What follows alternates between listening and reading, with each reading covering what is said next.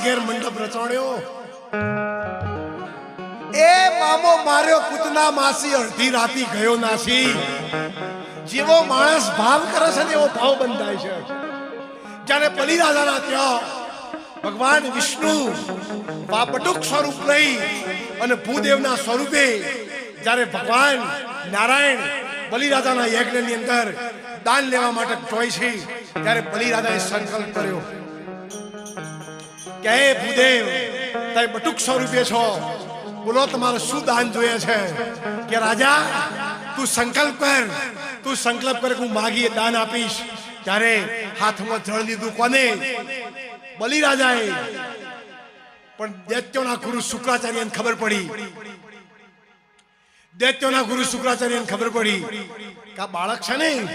એ માનવ નથી ત્યારે બલિરાજાને કીધું બલિરાજા તું દાન આપ